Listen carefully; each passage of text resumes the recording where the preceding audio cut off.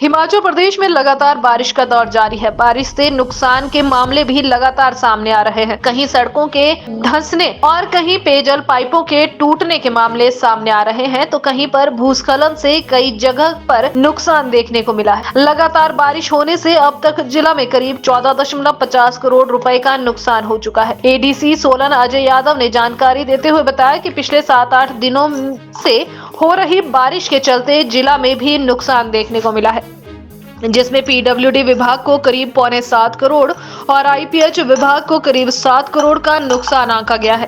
इसी के साथ जिला में फसलों और मवेशियों का नुकसान भी देखने को मिला है, जिसमें फसलों को करीब 55 लाख रुपए का नुकसान हुआ है। उन्होंने कहा कि बरसात के दिनों में लोगों से नदी नालों से दूर रहने की अपील की गई है। उन्होंने कहा कि जिला में पंचायत स्तर तक आपदा मित्रों को अलर्ट पर रखा गया है, ताकि यदि कोई बड़ा हादसा होता है तो राहत बचाव कार्य समय रहते चलाया जा सके।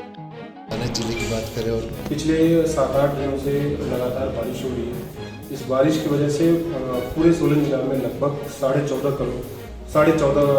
करोड़ का नुकसान हुआ है। उसमें से मुख्यतः जो नुकसान हुआ वो हमारा पीडब्ल्यूडी विभाग और आईपीएच विभाग का हुआ है। पीडब्ल्यूडी विभाग का लगभग 6.25 करोड़ और आईपीएच विभाग का लगभग 7 करोड़ के आसपास नुकसान हुआ है। इसके अलावा जो एग्रीकल्चर में नुकसान हुआ है, खेती में नुकसान हुआ, उसका आंकलन अभी भी आ रहा है हमारे पास। तो अभी तक जो हमारे पास आंकड़े उसमें लगभग 55 लाख के आसपास जो हमारे खेतों में फसल लगी हुई थी उनका नुकसान हुआ है। साथ ही साथ हमारे कम से कम जो हमारे पास अभी तक आंकड़ा आता है 21 मवेशियों का नुकसान हुआ है, जो या तो बैग है या तो स्लाइड में कहीं दब गए जिससे उनकी मृत्यु हो गई। साथ ही साथ हमारे पिछले 7 दिनों में 14 मेजर सड़कें बंद हुई थी, जो कि फिलहाल अभी खोल दी गई है, लेकिन लैंडस्लाइड की वजह से बंद हुई थी। और इस लैंडस्लाइड में हमारे यहाँ 2 पॉइंट पे एक्सीडेंट हुए थे जिसमें गाड़ियाँ दब गई थी, बट उसमें किसी जान माल की नुकसान नहीं हुई, गाड़ियों को नुकसान हुआ। देखिए, आप जो बात कर रहे हो उसमें शहरी निकायों से नुकसान हमारे पास आना चाहिए, जो कि अभी तक हमें नहीं आया है। बाकी जिन विभागों से नुकसान का आकलन आना चाहिए वो आ गया है।